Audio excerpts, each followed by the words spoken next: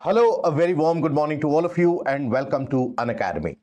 Welcome to today's The Hindu newspaper analysis, where we take a look at today's international edition of the Hindu newspaper, take a detailed look at all the various different articles, compile it for your civil services preparation and the relevance for the examination, analyze which are the areas relevant for the prelims and which are the areas which will be useful for your mains examination preparation.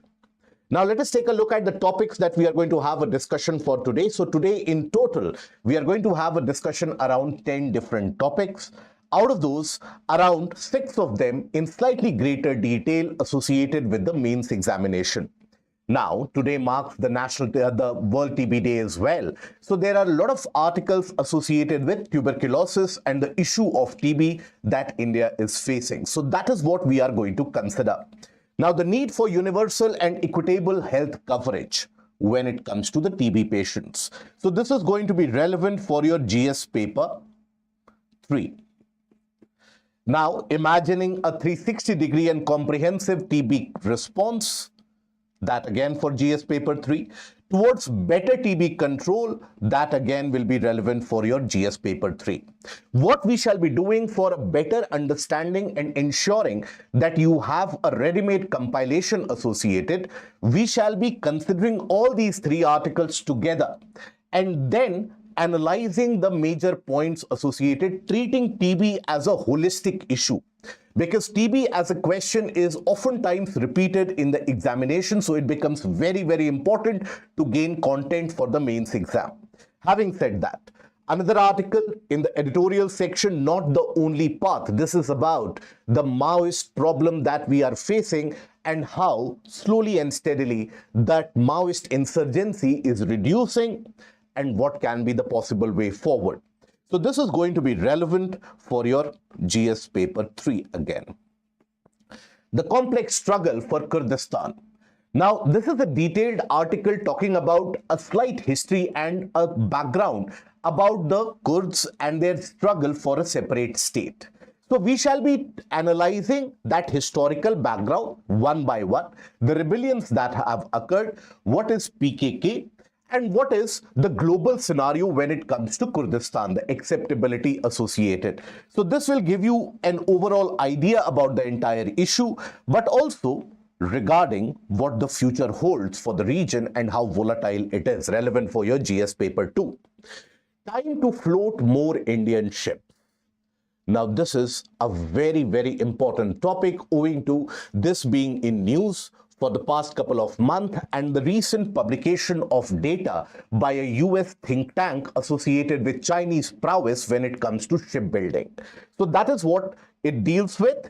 It is relevant for your GS paper 2 as well as for your GS paper 3. Some of the articles we are going to discuss in brief. For the prelims preparation, anti-dumping duty has been imposed on 5 different Chinese goods for a period of 5 years. Now, what is that anti-dumping duty?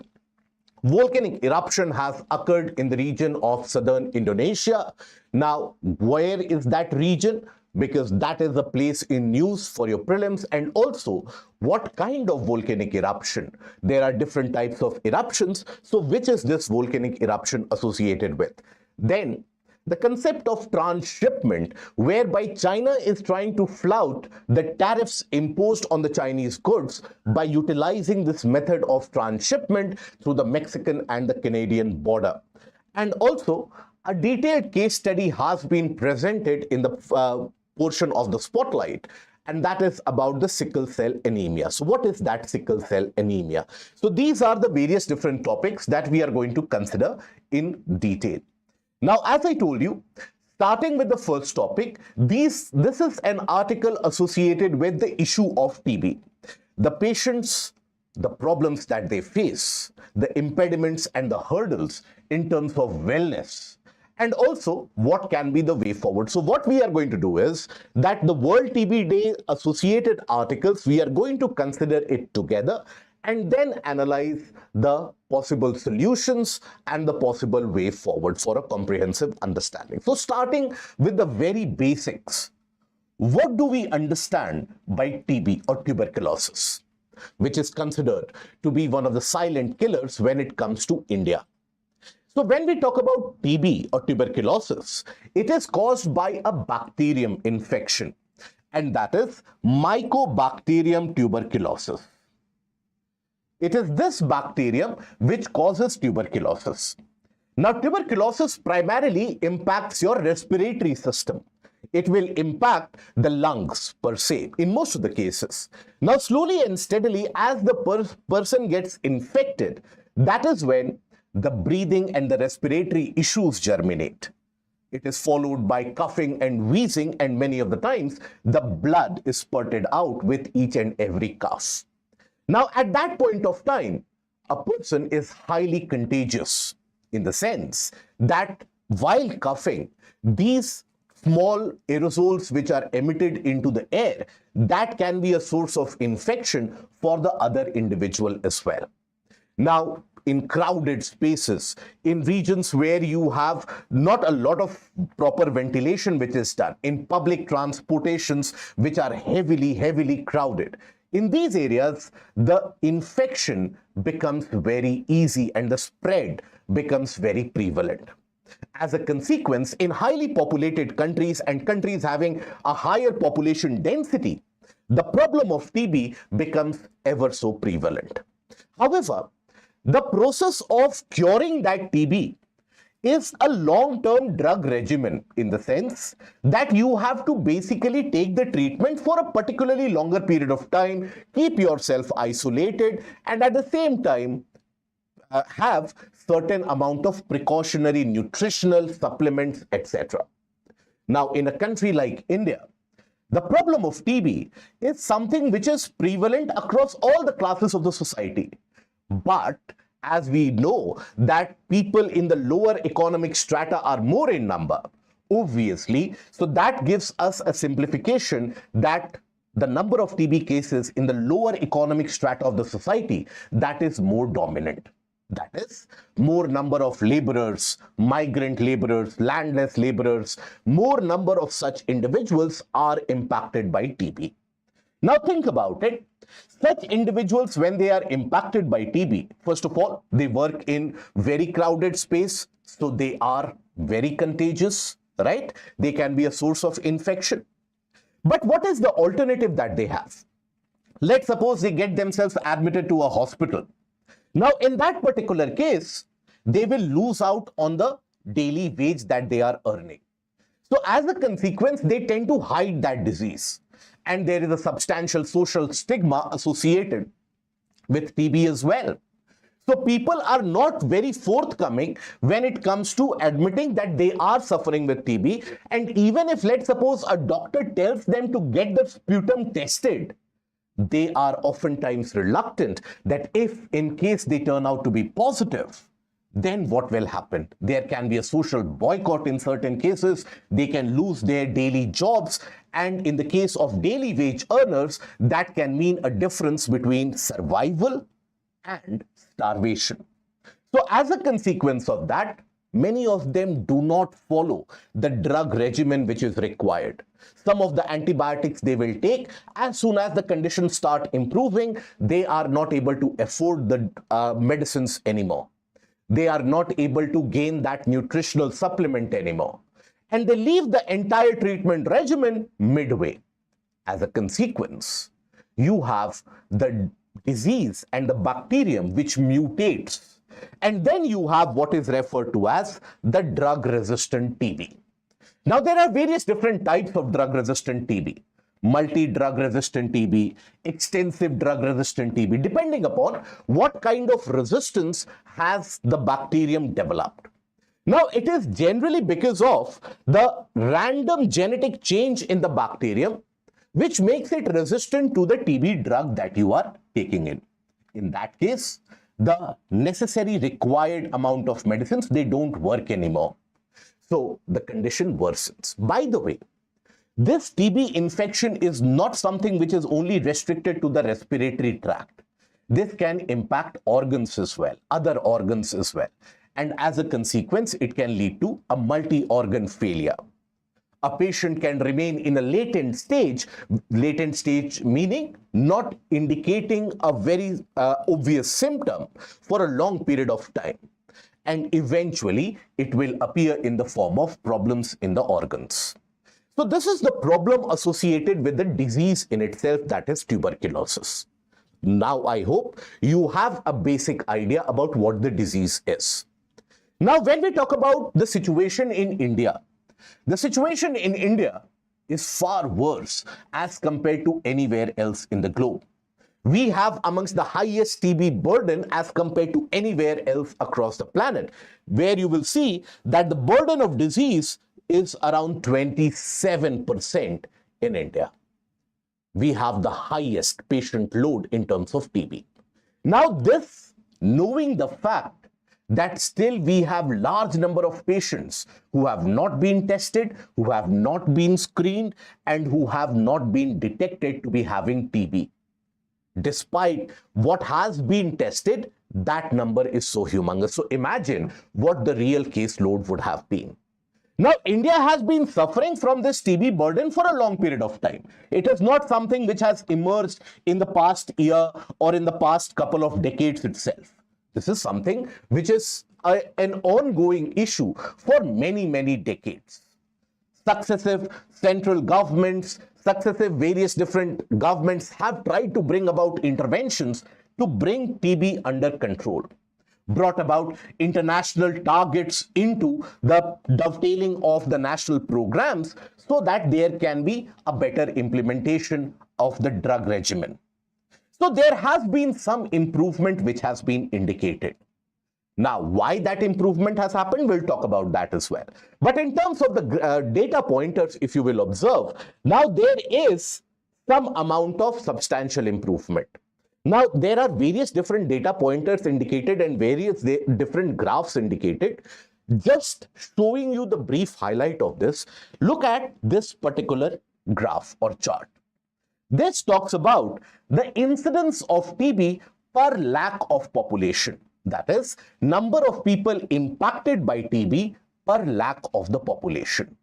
So here, if you will observe that the incidence is something which has been reducing. However, there is a slight uptick around the year 2020. And why is that?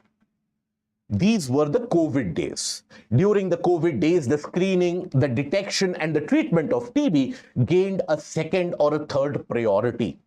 Nobody was concerned at that point of time due to the burden on the healthcare workers and the entire health system. So that is where the detection of TB took a backseat. As a consequence, you have greater amount of incidence of TB showing a slight uptick. But if you consider a decadal data, that is consisting of the entire decade or the past couple of decades, there has been a substantial decline. Then when you talk about mortality associated with TB, that has also indicated a decline. Yes, there is that COVID aberration which you will find to be present here as well. Now, the third chart is an interesting one. Now, this is an interesting one in the sense, basically, when we talk about, or rather, this is the last and the final chart. So, if you take a look at this, this will tell you the amount of out-of-pocket expenditure that the patients of TB spend on healthcare, as compared to what is the universal health coverage in that particular country, right? So, for example, if you consider any country like US, let's assume. Now, in US, you have the universal health coverage of, let's assume, around 80% of the population. Now, in that 80% of the population, there is that health coverage provided by the government. Despite that fact, what is the amount of money that the individual population is spending in terms of the healthcare? Now here, India lies in the lower middle income group. Now in this, observe that this is the position of India, right? So here, basically, 60% of universal health coverage is there. And when you track it on the y-axis, percentage of general population facing that health expenditure, it is close to around 20%. 20% of our population still faces that out-of-pocket expenditure. In China, the universal health coverage is around 80%, and you have around 30-35% of the population still having to spend on out-of-pocket expenditure for treatment of TB. But this data indicates that be it the multi-drug resistant TB or extensive drug resistant TB, overall, the treatment, the rate or the number of individuals who are seeking treatment or who are getting treatment, that has been showing an uptick. So this is about the national trend and the national progress. Now let us summarize this and let us try to understand them in a point-wise manner for better encapsulation. So when we talk about the progress of TB care in India, so overall 17% decline in TB incidences in India and 21% reduction in mortality. Now, is this data point important for your exam? Yes. In the mains examination, these are the data pointers that need to be highlighted in order to gauge authenticity in the answer. Otherwise, the answer will be vague. Everybody would be writing the same basic points. So data pointers in this case, very, very important. Now, why is it that there is a progress in terms of the TB care in India? First of all, expansion of molecular testing for rapid TB detection and drug resistance. Now, this is a new testing method where the sampling and the overall detection period is considerably shortened as compared to the traditional TB testing method. That has been adopted at larger scale in many parts of the country. Then, introduction of an oral BPAM drug regimen. Now, what is this BPAM drug regimen? So, normal TB treatment, as we have talked about, goes on for many, many months, almost 8 to 10 months, right? Now, that makes it very difficult for the infected individuals to follow that drug regimen. As a consequence, they drop it in between and they are more susceptible to drug-resistant TB. Now, WHO has come up with this BPAM drug regimen whereby you have certain oral medicines that you have to consume, and that treatment phase is reduced to around 5 to 6 months itself. 4 different drugs are involved in that, and that is what is consumed. So that is also being implemented on a larger scale. Then doubling of nutritional support under Nikshay Poshan Yojana. What is Nikshay Poshan Yojana? Now, this is basically a kind of a financial incentive provided to the TB patients by the government in order to ensure that they get the required nutritional support. Because when you are suffering from TB, your body requires nutrition. And if the larger section of the strata which is suffering from that, if it is from the poorer class, they don't have that much money to get themselves good food and rather quality nutrition. So that is why there is a kind of a financial incentive provided. That is the Nikshay Poshan Yojana. Then increased community engagement and involvement of TB survivors in telling their own stories and telling the stories of revivability. That creates hope, and that also ensures there is a mass reporting of the disease, ensures that the social stigma aspect is removed. Now, what are the prevalent issues that the TB patients and the problem of TB in India is facing? First of all, due to an improper coverage and improper infrastructure in the primary healthcare centers, many of the patients, they are forced to go into private care and private hospitals, and all of us are aware about the prices that are charged if you go to the private hospital. So the out-of-pocket expenditure is exorbitantly high, right? Again, leading to lack of reportage. So higher out-of-pocket expenditure, lack of quality care ensured in the primary health centers and the wellness centers. Without proper guidance, the TB patients, they delay diagnosis because they are risking a social stigma. Now, it can lead to isolation, malnourishment, and worsening of the disease. At a macro level, oftentimes the policies of TB, they are not given that much amount of attention. be it by the administration, the government, or even in the case of the media, which plays a significant role in creating that awareness. Why? Because TB is always considered to be one of those diseases which impacts the poorer population. So that is the perception which has been built, that it is the poor who suffer from TB. And that is why there is a large-scale ignorance. So these are some of the issues which need to be catered and addressed. Now, what are some of the key measures to ensure equitable and decentralized TB care? Why decentralized comes into question here? Because in majority of the cases when we talk about TB care, you see a patient who wants to get themselves treated. Now the primary healthcare center is the nearest kind of health intervention that an individual can seek. But that is in a very dilapidated condition, or in a very, so to say, in shambles, not a good infrastructure, not enough trained individuals. So they have to go to a secondary or a tertiary super specialty hospital, etc. So that distance also becomes a discouragement. As a consequence, people don't often seek that treatment. So the key to it is, or the answer to it is, to ensure there is a decentralization of the TB care. That at the local block, taluka or the gram level, you should have certain amount of interventions and certain policy measures which can be implemented. Right? Now, first is strengthening person-centered care approach rather than one size fits all.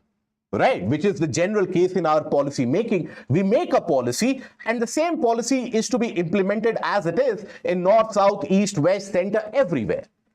Now there are physical foundations, there are infrastructural issues, there are connectivity issues, there are various different traditional, cultural foundations. So that is not catered to. So this is what is being argued, that we should have a person-centered care approach. Now you have various different pilot projects which have shown some considerable success. For example, Tamil Nadu, yesterday also we talked about the kind of health initiatives in Tamil Nadu and Kerala which have yielded positive results. Now in this case also a pilot project being implemented in Tamil Nadu, that is death-free project. This has indicated a substantial progress. Now what is that death-free project? It is at a district level, where the screening is where you basically take a look at the population and you collect the samples, right, at a larger base. Not only the individuals who are showing symptoms, but also the general population who is not even indicating certain symptoms. So in that case, you screen and monitor a larger population. Then you get an accurate idea about how many people are suffering from TB. Now, under this initiative, what was done at a district level, that zonation was also carried out. That in which region, in which zone you have more number of TB patients. Thereby, maximum intervention, if possible isolation, was carried out to substantially reduce the mortality rates. So this is person-centered, dealing with individual cases with priority, right? Addressing systemic barriers. Because many of the times, if let's suppose the primary healthcare center is unable to cater to your needs, and then you find it out that you need to go to the private hospital is not ready to admit you because you are coming from a government hospital, right? So that referral system also becomes debilitating. So that referral system needs to be smooth. And in fact, we are going to talk about it as well. The importance and the urgency of having a very smooth public-private partnership when it comes to a burden like TB, right? Then, integration of TB services in primary health care. Co-screening of TB patients for other diseases as well. Because generally when an individual suffers from TB, the immune system in itself is weakened. As a consequence, the individual is susceptible to other kind of communicable diseases. But at the same time, because the body is drained out of all the nutrition, you have the impact of hormonal imbalances, diabetes, and other lifestyle diseases also on the offing. Many of the TB patients, due to the weaker immune system, they also are asked and suggested to get themselves tested for HIV as well. So that is basically to indicate that there is a wider gamut of diseases that can impact an individual. So that is why TB services into primary health care. Financial protection and universal health care approaches, right? Schemes like Nikshay Poshan Yojana, direct financial incentive into the account, so that the individual does not necessarily have to run from pillar to post in order to show them that, look, I am suffering from TB, give me some incentive. That is something which oftentimes, being seen as demeaning, is not availed by the patients as well. So greater amount of financial intervention at the state level, at the national level, that is required. Then, using technology for better TB control. We are living in an era where technology is evolving every few months, not even decades, not even generation, but every few months. We are in an era where AI and machine learning is the term of the hour. Now, in that case, we need to have more amount of R&D, better diagnostic tools, and better screening methodology to understand the disease burden, the spread of the disease, and where what kind of intervention is required. So these are some of the measures which can be adopted. Now, as I told you, there is an urgent need for a stronger public-private partnership. Now, why is that? Because such partnerships would provide flexibility in the care pathways, in the sense that, let's suppose a primary healthcare center does not have the available medicines or the available infrastructure to ensure a holistic treatment, then an individual should feel absolutely free in order to get themselves treated in a private healthcare facility without too much of a financial burden. So that can be covered under, let's suppose, the Ayushman Bharat scheme, or if the private parties also commit to such treatment under the corporate social responsibility or CSR, that can lower the financial burden on the patients. Ensure basic diagnostic and treatment standards are not compromised. Because you see, private sector does not always mean a top-notch quality, isn't it? You have private hospitals which are absolutely symbolic and just a kind of a medium for seeking treatment, or in a way to generate revenue. No infrastructure, nothing. Some of them have top of the world class facilities. So that is why, if you have a kind of a uniform public-private partnership, you will be able to ensure that there is a standardized treatment and diagnostic tool which is available. Then offer choice and comfort to patients while maintaining treatment outcomes. So this is where the need for public-private partnership is humongous. Now, there can be certain patient-centric approaches as well. What we have talked about is the institutional level changes. But when we talk about the patient-centric approaches, so resilient public health system with trained human resources is the need of hour. The doctor-to-patient ratio in our country is absolutely very, very worse.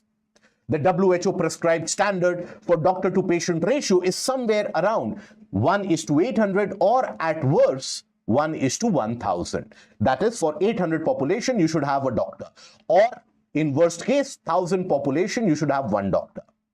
In certain districts in India, you have the population at an alarming 1:50,000. So that tells you the requirement of ramping up the healthcare requirements and healthcare intervention at an exponential rate. Right?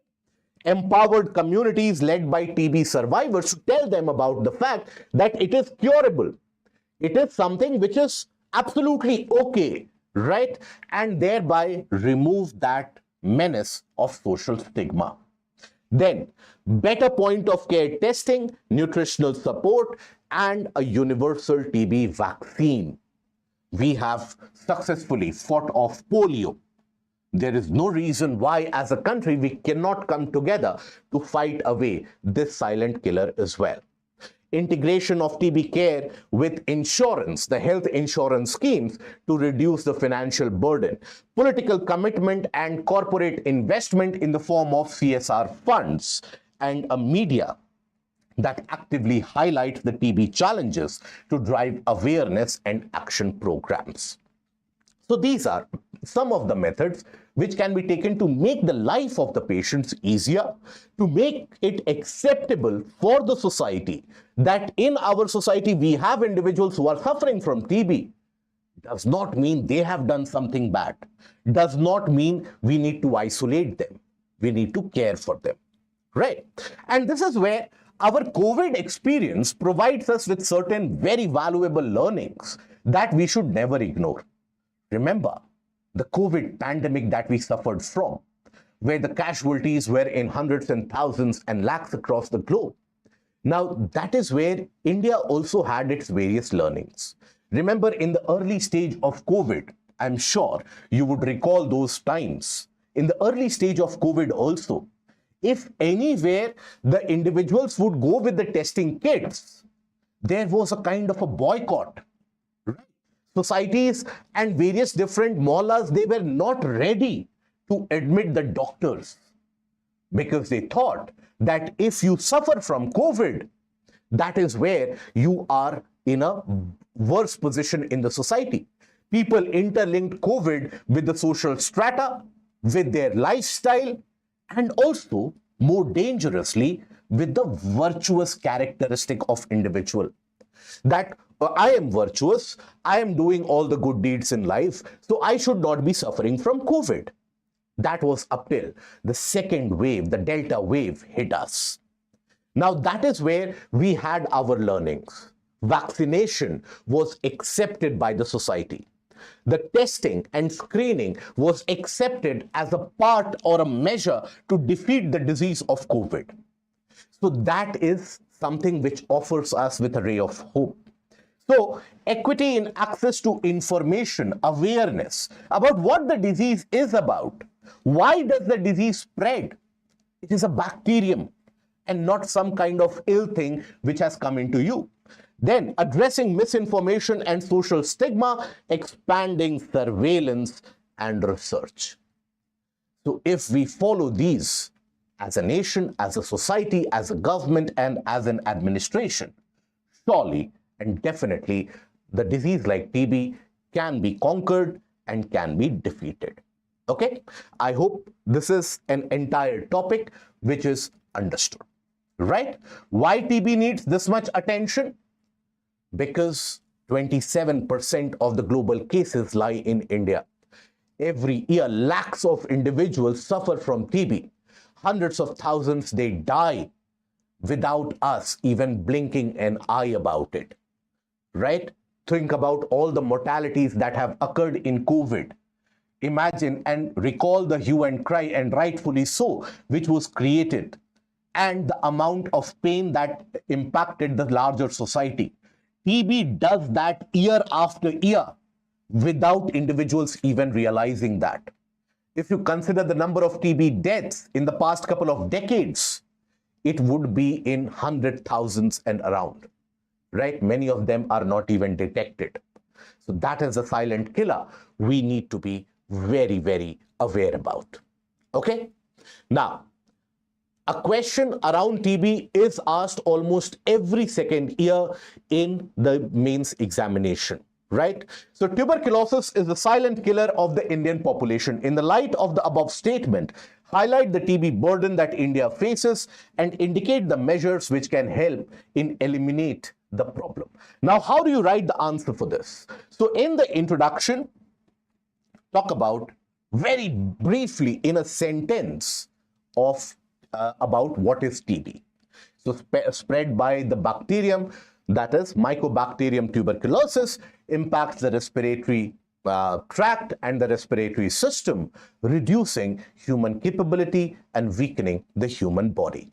Right? So that is very briefly you talk about TB in one and a half sentence. However, if let's suppose you have managed to complete it in one and a half sentence, then in the other sentence, India is referred to as the TB capital of the world.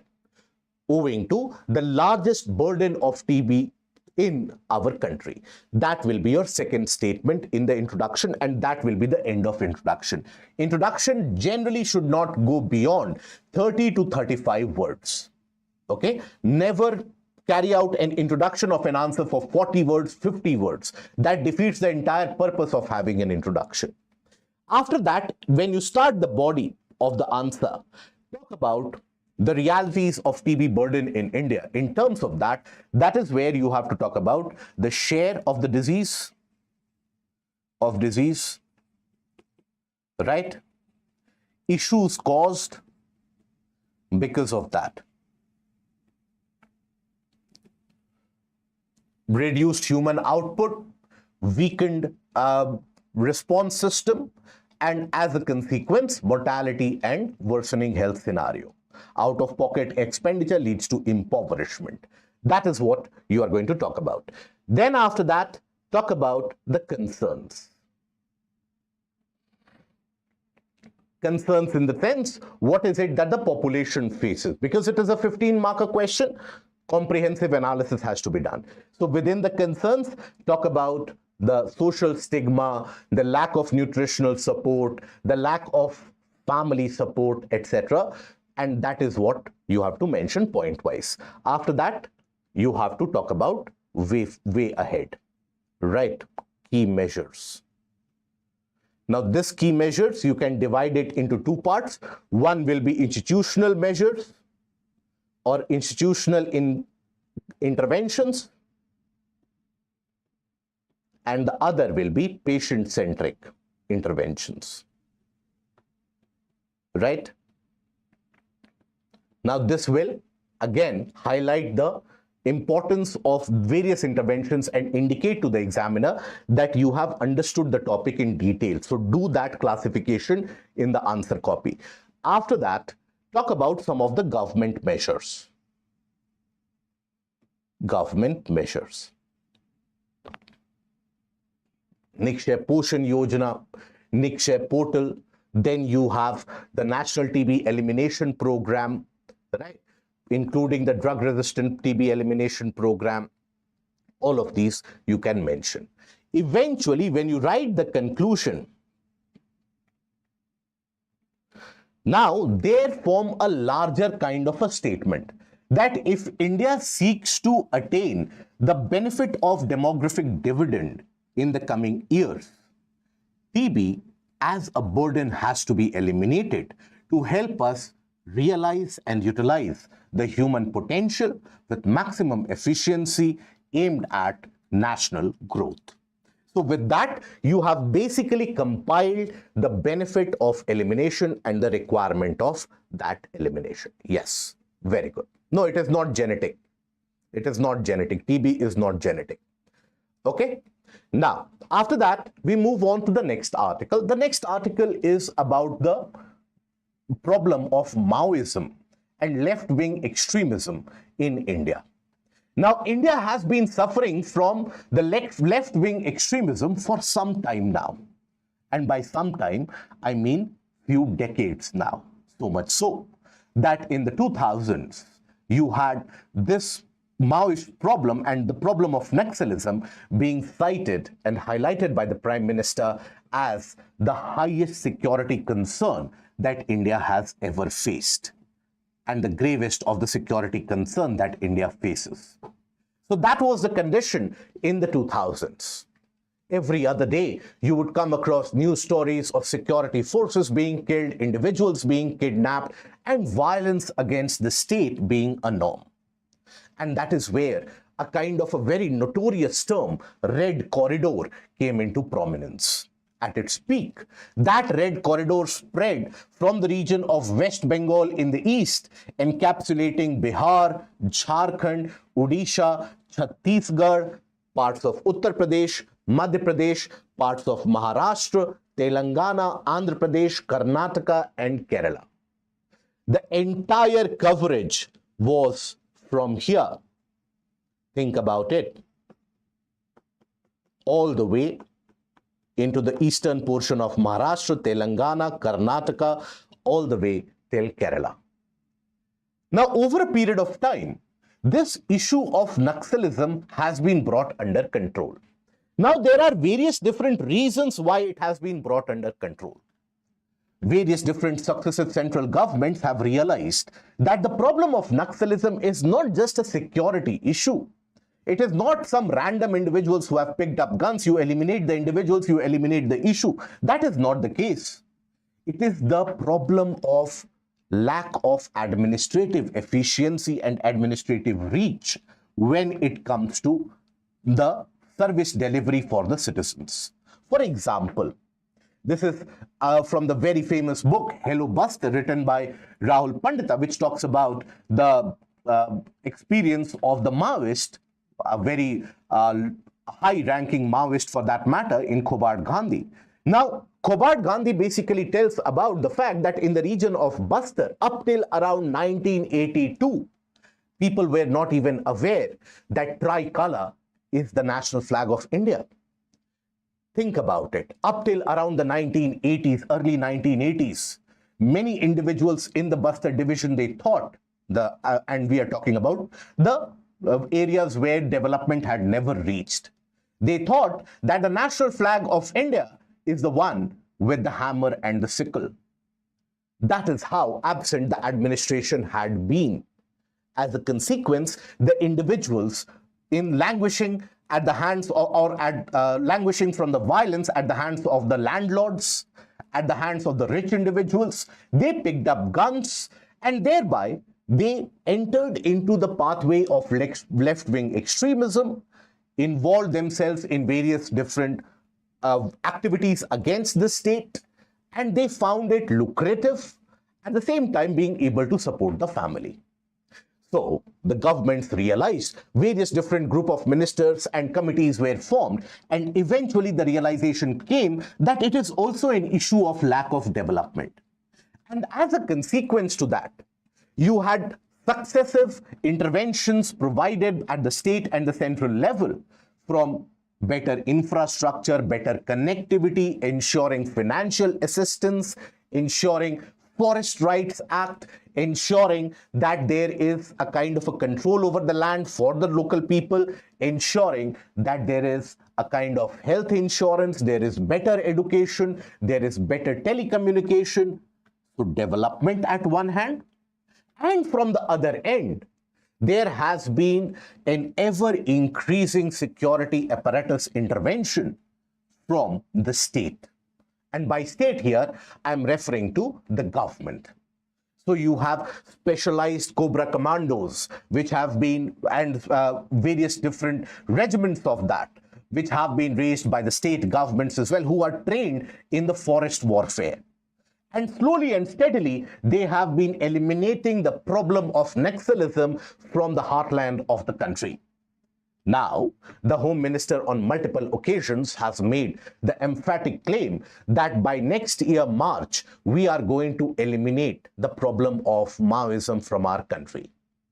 Now, it is true that all this problem is now restricted, or the problem of extremism is restricted to the few regions around the area of Chhattisgarh, right? Particularly around the Bastar Dantewada region, that is the one which is getting impacted. In other areas, there has been a reduction in the space which these left-wing extremist elements, they take over. But then, that also makes us ponder that is the solution only a kind of an iron hand of the state, where you start eliminating the Maoists and you eliminate all the Maoists and the problem of Naxalism is eroded? The answer is no, because this is an issue which has basically made itself relevant through the times by the aspect of ideology. So here, the very brief editorial piece actually argues that yes, you need a very severe and a strong military response, which the states are indicating. Every other day nowadays, you come across the news stories, 44 Naxals eliminated, 50 Naxals eliminated, and so on. So yes, the security apparatus is at work. But at the same time, there should be greater amount of development. Development and rather developmental support. Developmental support, how do you do that? You basically provide infrastructure, isn't it? For better connectivity, for better economic growth. Then after that, you end up providing better communication channels, better welfare schemes. Welfare schemes. Then, after all, you also need a better health care. Health and education needs to be concentrated upon. Then, economic opportunities to be provided. Economic opportunities. How do you provide those economic opportunities? From the forest products or also with the help of skill development. Skill development. So these are some of the developmental supports which can be provided. The article also argues that violence is not the answer to any particular problem. But we are faced with a reality where the extremists on the ground, they are not ready for dialogue. Because various different states, as a matter of the policy, the state governments have come out in the open and declared and formed schemes that if you surrender arms, then you will be rehabilitated within the society. You will be given some amount of financial support as well. Despite all that state support, you have many individuals who still prefer the gun over the normal administrative process. So in those cases, military intervention is the sad reality that we are faced with, but a necessity which can be thought about as someone who has opened up and picked up arms against the state. The state cannot always remain silent. At the same time, understanding the problems at the grassroots, but the state can never afford to be silent. So that is where basically even the Maoists of the day, they have to understand the reality that what is the ultimate fate that they are faced up with. Will they manage to win against the might of the large Indian state? Or do they have a long-term vision whereby examples which can be taken from, let's suppose, Colombia, from Nepal, etc., where these extremist elements, if they have to survive in the society, they have to enter into true stocks and they have to ensure they are integrated into the mainframe of the society. So that is a kind of a way forward for the Maoists, and for the government, the way forward is better and more efficient security apparatus, more intelligence gathering, and at the same time ensured a well-trenched and a well-entrenched developmental support. Right? Now, after this, we come across another article, that is the complex struggle for Kurdistan. Now, this is about the brief history of the region of so-called Kurdistan, and also the struggle that the people have been facing and are involved in for more than a century now. Now, you would oftentimes have heard about the region Kurdistan or the name of Kurdistan when there is an internal issue in Turkey, or when there is an internal issue, let's suppose, in Iraq or Syria, in that region.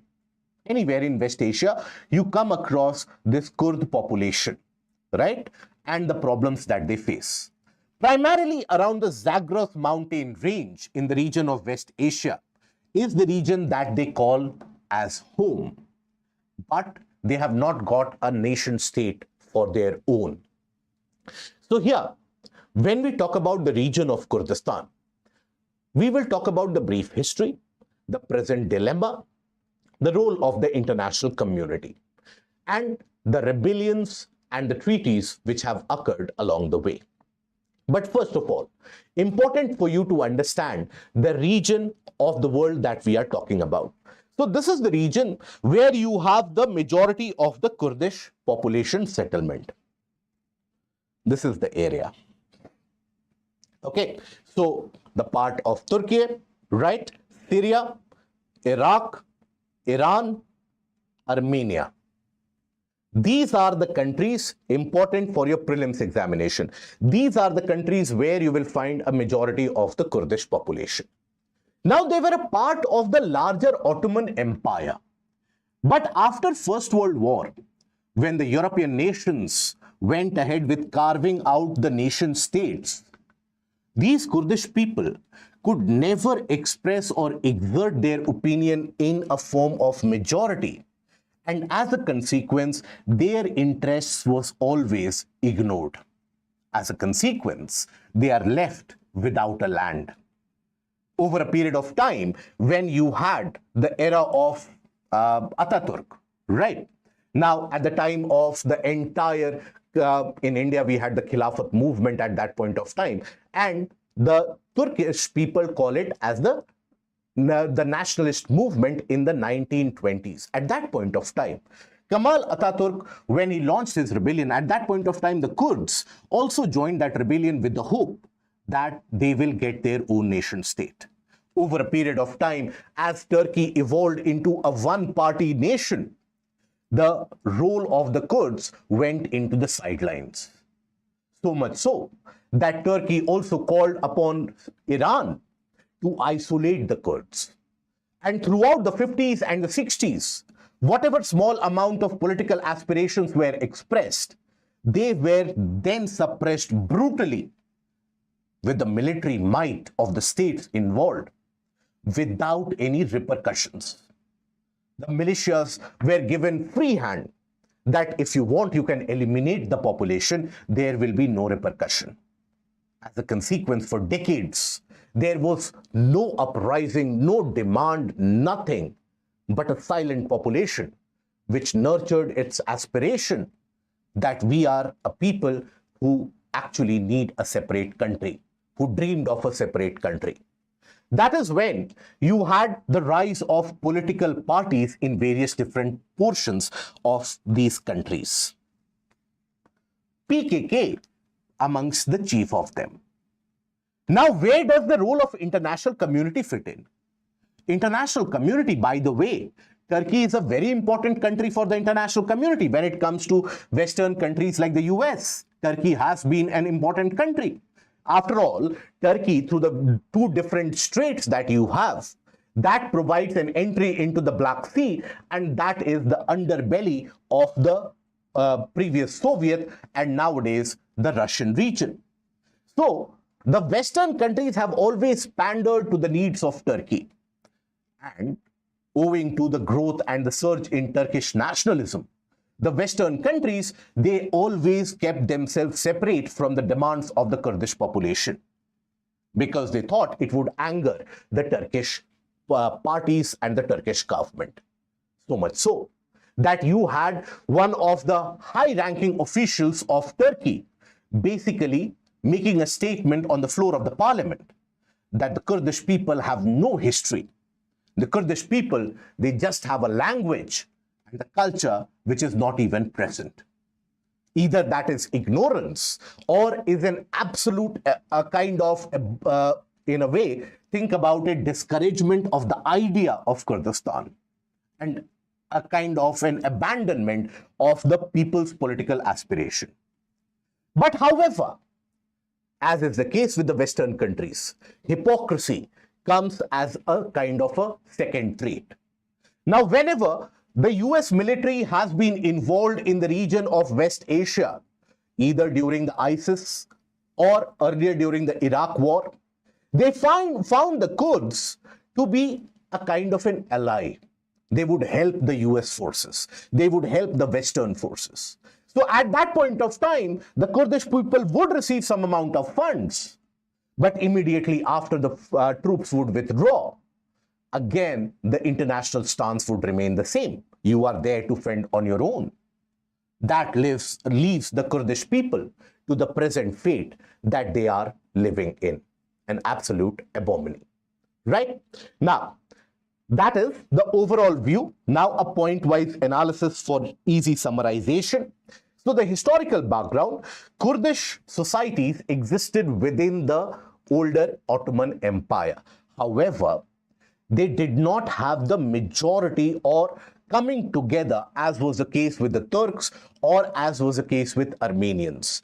So they maintained a unique identity similar to the Armenians or the Turks. However, as European powers divided the Ottoman territories after World War I, the Kurds were left stateless, right? Now, there were various different treaties which were involved when it comes to the region of Kurdistan. Now here, the Treaty of Severus, right, initially proposed a Kurdish state but was never implemented. And why is that?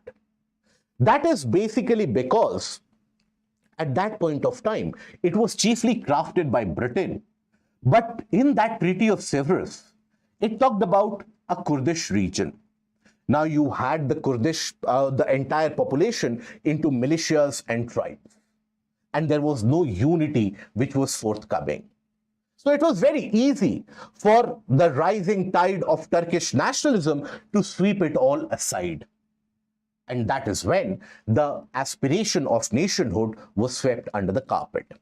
Then, instead, the Treaty of Lausanne confirmed and reaffirmed Turkish sovereignty over the region. This was at the height of Turkish nationalism, right? This led to continued repression under the Turkish rule, including bans on Kurdish language and cultural aspiration. Now, this is a region where there have been multiple rebellions over the past and multiple strong repressions and suppression of the rebellions as well. Now, the Sheikh Said rebellion in 1925 and the Ararat rebellion in 1930s were crushed by the Turkish forces, thereby marginalizing the existing society. And the Kurdish people suffered under the Iraqi, Iranian, and the Syrian regimes, which had taken control after the Second World War, and in fact from the 1970s onwards. Now, the Zagros Mountains, the heartland of the potential Kurdistan, are the home of multiple different Kurdish identities, right? Now, thereby, in 1978, came the formation of the PKK, that is the Kurdistan Workers' Party. And this was founded by Abdullah Öcalan, and one of the most influential Kurdish nationalist party that you will come across. So PKK is the one that you frequently come across in news, right? So inspired by the Marxist-Leninist ideology, initially PKK declared war against the Turkish state. Now that is where the normal and the local population were not always aligned with the ideas of PKK. They always thought that PKK is going extremely into the violent side. But slowly and steadily, when they became more aware about the repression by the Turkish state, the kind of elimination of the population by the Turkish state, that is when PKK gained a larger support. PKK always had a kind of a modus operandi or a method of operation where they would target Turkish soldiers, infrastructure, and also the proletariat amongst the Kurdish population who had become more influential, the Kurdish landlords who opposed independence, right? Now, PKK basically sought an expansion beyond the region of Turkey, and that is where the various allied parties had been brought together, and there were various negotiations which had happened. So you had the Democratic Solution Party in Iran, similarly a party in Syria. All of them have basically maintained a kind of a stance that we need a separate state. But there are still challenges to Kurdish unity, because as an entire population, they still are absolutely factionalized and they remain divided. So here, the internal rivalries have existed between the PKK and the Iraqi Kurdish groups and the Kurdistan Democratic Party, right? Which is a portion of the Kurdish party in Iran and Iraq. Syrian Kurdish forces and traditional Kurdish tribal leaders, secular Kurdish movement versus the Islamist factions which have started to take over that region. So they don't agree ideologically, they don't agree in terms of what should be the end goal. So if you don't have any kind of convergence there, how can there be an amicable way forward? And this is where the international power play is what you come across as an opportunistic power play at best. Here, US supported the Kurdish forces against Saddam Hussein in Iraq, but later distanced itself from the Kurdish forces in order to appease Turkey. Syrian civil war, right, which had been going on ever since 2011, and that saw the rise of the ISIS as well.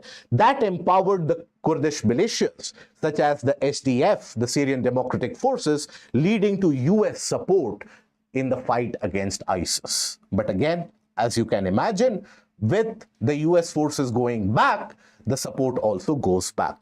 In 2019, Turkey launched military operations against the Syrian Kurds. And this is where, again, the repression continues. So this is the kind of present possible scenario that they are living in. As a consequence, they are left without a state, and the respective countries where they are living in, there also they are marginalized, given the fact that it is assumed that they are going to be anti-government and anti-nation because they want a separate state on their own. That is where the future lies in absolute limbo. Okay, that is about the brief history of the entire region of Kurdistan and the issue associated. Now we come over to one of the more important topics of the day, and that is the topic of time to float more Indian ships. Now, on the face of it, this might seem to be very innocuous topic regarding the importance of shipbuilding in India, which it is. But it is timely in the sense that a couple of weeks ago, you had a detailed report released by a US think tank, which talked about the Chinese prowess when it comes to shipbuilding. We all know that China likes to do things at a scale, isn't it? China likes to basically expand things at a scale. In early 2000s, China's role in global shipbuilding was a minuscule 5% and less contribution in shipbuilding. And here we are talking about the merchant vessels, the naval vessels, all of them included, but more concentrated around the merchant vessels. But then, fast forward to 25 years. China is the largest ship-making force that the world has seen ever since the Second World War. So much so that the Chinese Navy is now the largest navy, surpassing the US Navy as well, if you consider the number of vessels, if you consider the fleet tonnage, right? Not that we have many small boats and the US has larger boats, no. Tonnage of displacement also, if you consider. Earlier, the difference between the Chinese naval ships and the US naval ships was a whopping 4.6 million tons. To simplify it, if let's suppose the US aircraft carriers, the US submarines, everything included, they had a displacement or in terms of tonnage of water, the Chinese ships had a lesser tonnage by 4.6 million tons. But then within a decade, that number has been reduced to around 1.6 million tons, and it is expected that by the year 2030, China will surpass that in a very massive manner and become the largest force that world has seen ever since the Second World War. And this is owing to the scale and the rapid expansion of the Chinese forces. Just to give you an idea, and just to give you a kind of an idea of the scale in comparison to India. Now you see, when you talk about the region of China, they had set themselves an agenda way back in 2000 that by 2015 we are going to be the largest shipbuilders of the world, right? And they pursued that policy. In India, on the other hand, in 2000s and mid-2000s, we had set ourselves an agenda and goal that by the year 2025, we are going to be a 200-ship fleet in the Navy. Fast forwarded to the present day, Indian Navy has actually cut down that target, that we will have 175 ships by the year 2030. So on one hand, we are setting a target, we are not even able to achieve that. There's a long gap. Whereas on the other hand, China is setting a target, not only achieving that, surpassing that almost by twice the amount. The world is taking note of that. Think about it. Large countries like France, which in itself is a naval power and a kind of a naval supreme power in terms of the technology that it possesses. Mind you, the Scorpion submarines, etc., the technology that we are getting is from France. France today places some of the largest orders of shipbuilding from China. Various different LNG carriers, oil carriers, tankers, etc. are being built in Chinese shipyards like Dalian, which have become very large and almost to the size of individual cities.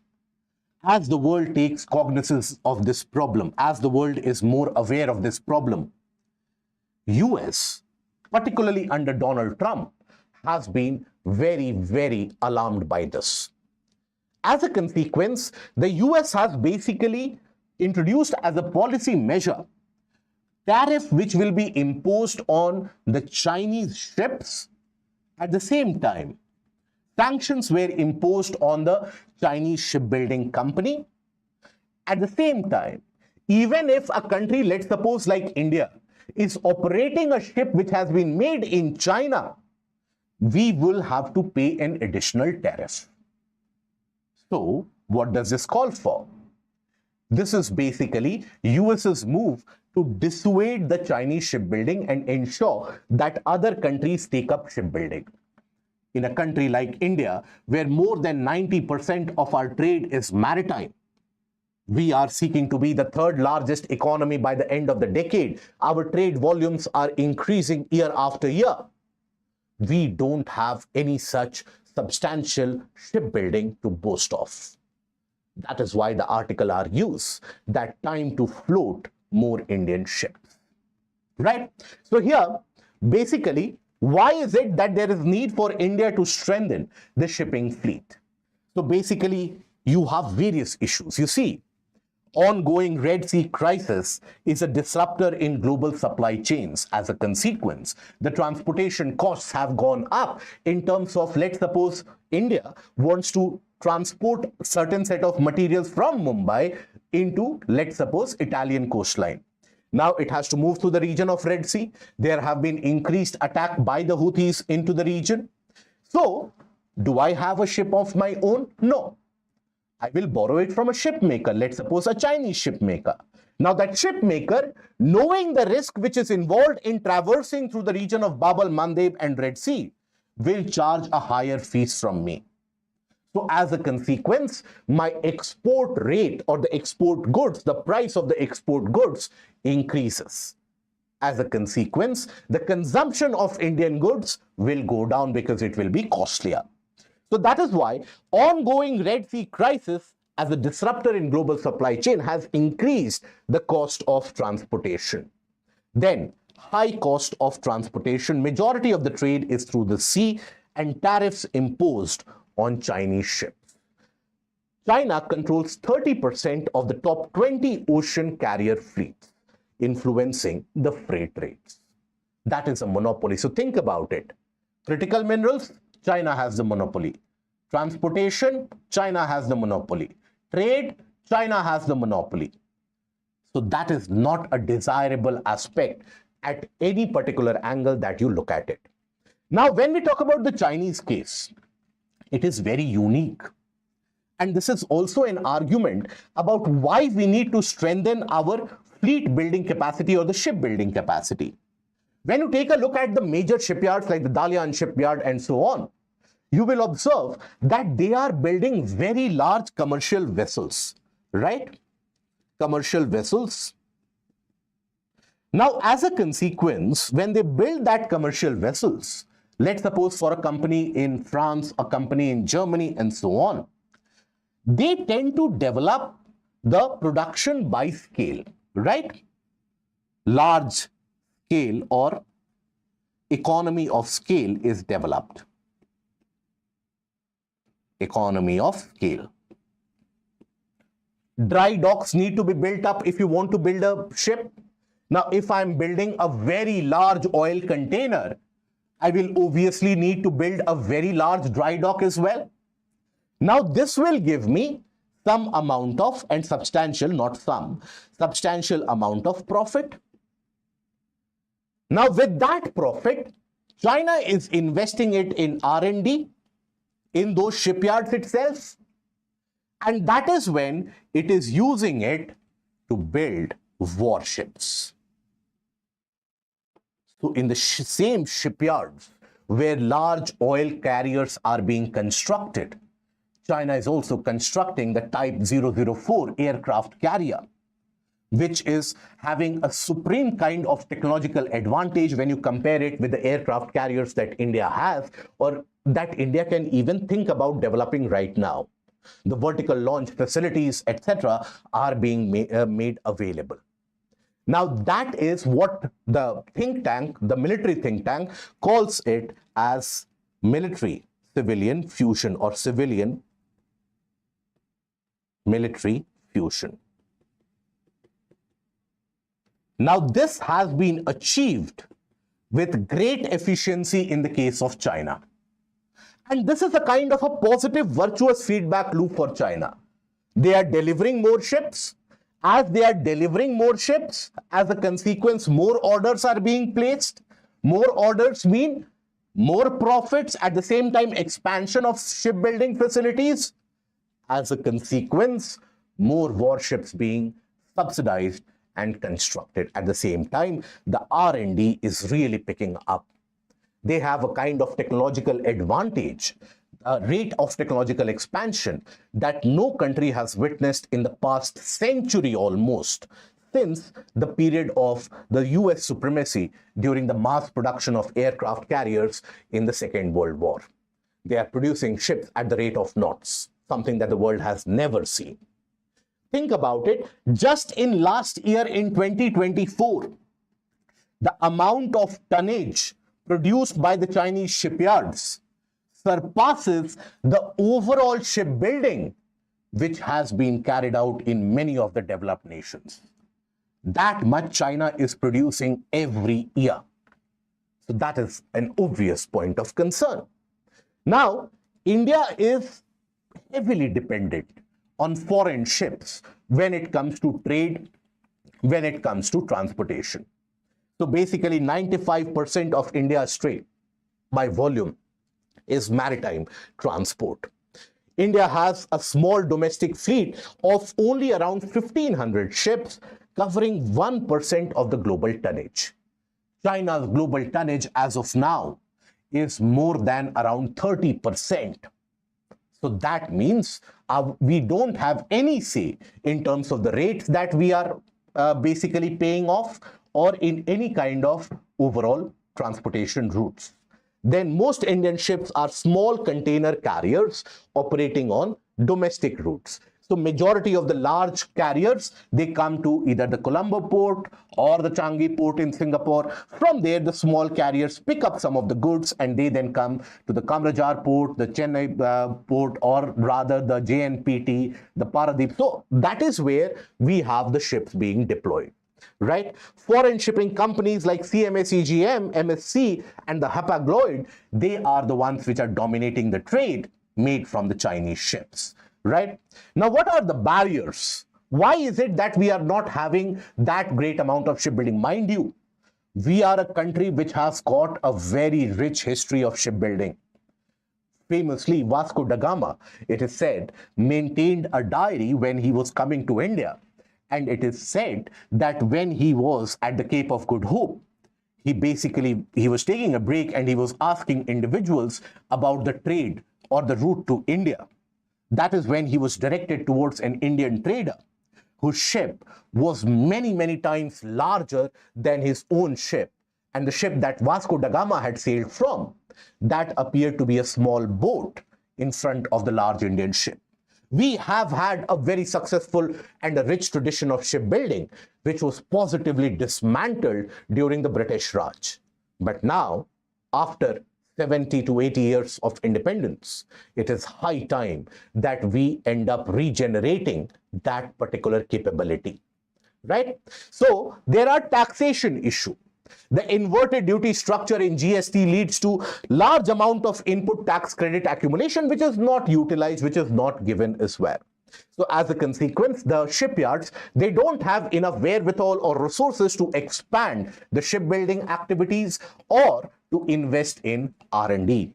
Limited competition. We don't have enough competition. It is as a kind of a matter of largesse where the projects are awarded.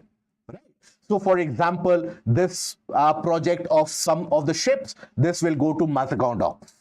Now, Mazagon Docks have gone some projects. Now, the next share of projects of shipbuilding will definitely go to the Cochin shipyard, right? If let's suppose Cochin shipyard, Mazagon Docks both have got some amount of orders, then regardless of the efficiency, regardless of the kind of finesse in manufacturing, the next set of orders will go to the GRSC.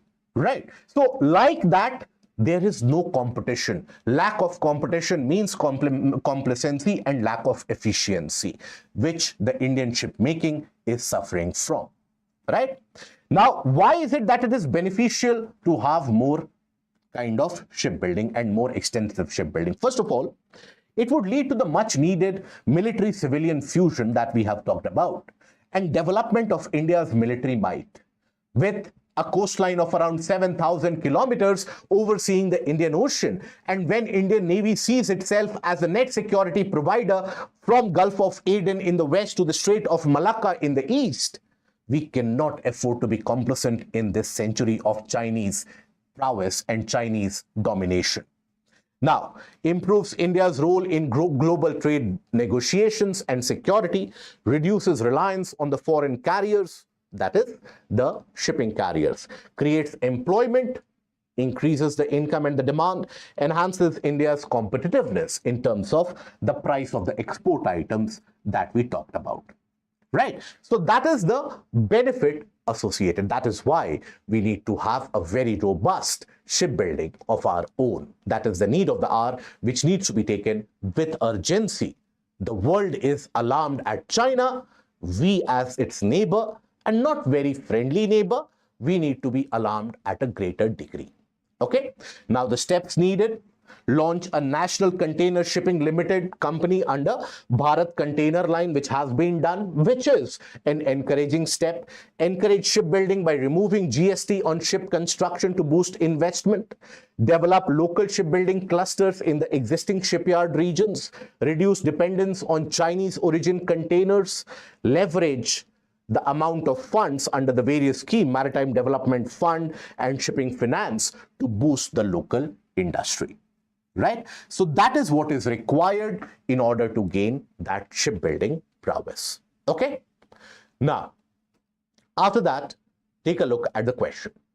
Discuss the needs and the requirement of self-sufficiency in shipbuilding in India. Suggest ways to ensure the same. So this is a straightforward question. In the intro, what you will write? You will write in the intro the rich tradition of shipbuilding that India always has, or talk about the fact that India, having a very large coastline, has got a rich tradition of shipbuilding for thousands of years, ensuring smooth trade and navigation since the time of the Romans. And after that, talk about the decline in shipbuilding has happened, leading to a kind of dependence on the foreign carriers, and that has reduced our negotiating power, increased the cost of transportation, increased the cost of Indian goods, made exports unattractive. Then also the strategic importance. Then after that, the steps needed that we have discussed and the benefits associated. Right? Conclusion that you will write, it should be revolving around if India actually sees itself as one of the influencers or the powers of 21st century, there is a requirement of greater shipbuilding. You can also quote great geostrategists. For example, Alfred Mahan had famously given the statement, "Whosoever controls the sea controls the world." Or you can talk about what the ex-Maldivian president had talked about, that basically the 1900s, or rather the 19th century, was the era of the Atlantic. The 20th century was the era of the Pacific, and the 21st century is definitely the era of the Indian Ocean. And India, sitting atop the Indian Ocean, cannot afford to ignore the shipbuilding might which is required. So like that, you can quote these individuals and you can make your answer much more attractive. Okay? Now, after that, coming to certain articles in brief, so India imposes anti-dumping duty on Chinese goods for 5 years. What is that anti-dumping duty? That is relevant for your exam. Anti-dumping duty, let's suppose a country like China, you have a country like China and you have a country, let's suppose like India.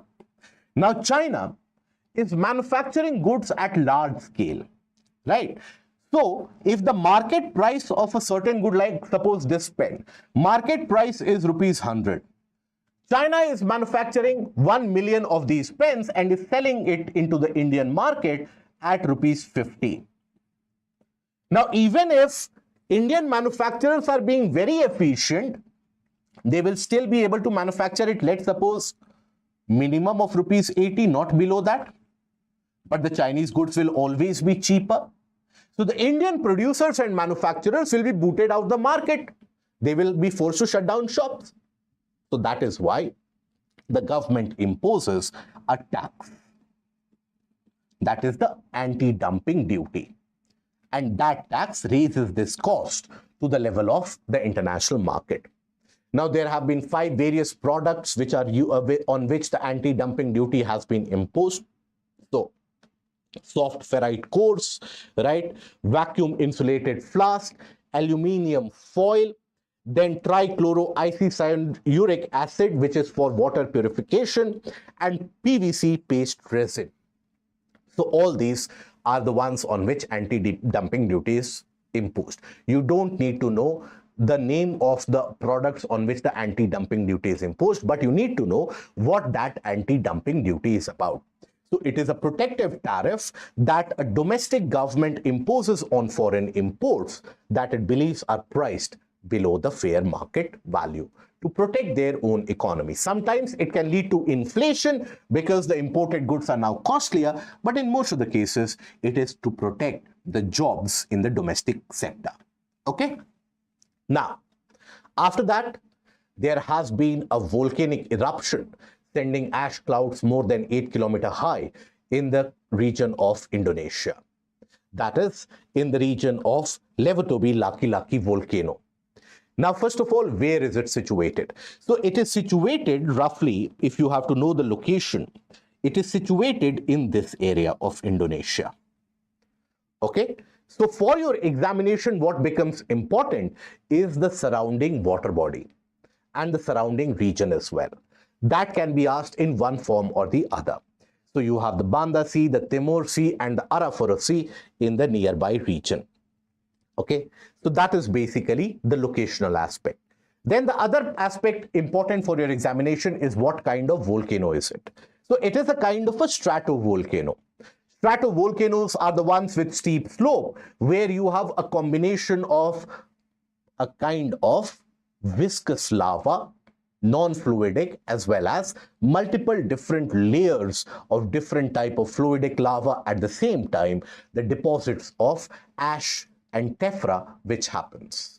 So there is a kind of the layered formation, hence the name stratovolcano. The name is derived from the term strata, strata meaning layers, right? So that is where you have these multiple layers.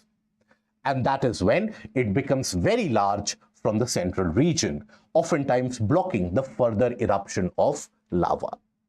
Right? Some examples of stratovolcano can be Mount Pinatubo in Philippines, which is also active. Then you can have Mount Fuji in Japan. These are the examples of stratovolcano. Mount Vesuvius, Stromboli, all of these are examples of stratovolcanoes. Okay, that becomes important for the portion of static in your prelims exam. Now, then China's Mexico-Canada gambit. Now you see, US has been imposing tariffs left, right, and center on the imported goods, particularly targeting China. Now what China has been doing is, China, rather than sending its materials directly into US, what China has been doing is, it is sending those materials into Mexico and Canada. Then They are offloaded in Mexico and Canada, and the transshipment happens either by road or rail or in smaller ships from Mexico to Canada. In that way, the US system thinks of it to be coming from the neighboring countries. And China is able to provide its goods into the US market much faster and at a much cheaper rate as well. In many of the cases, US has been more aware about this blatant misuse.